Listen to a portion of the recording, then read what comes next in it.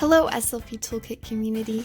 Today we're taking a quick tour of the various groups and topics within the community. First off, groups. Groups are kind of like the toolkit version of all of those clubs and extracurriculars you were in during high school. It's a group of people who have a similar interest, like reading books, crafting, working out, you name it.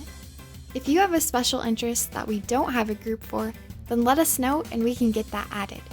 Maybe you're a food connoisseur and want to share your favorite restaurant finds and ratings, or get restaurant recommendations from other food connoisseurs like you. Then you can form a group.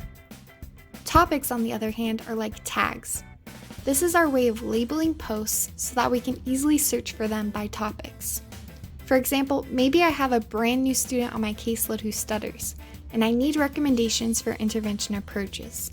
Then I can use the topic of therapy when I tag my post so that it will show up under this category or topic. But I can also create custom tags like stuttering to make my post easy for other users to look up who might have a similar question in the future. So hopefully that gives you a better idea of how topics and groups work. But as always, if you have any questions, please don't hesitate to reach out.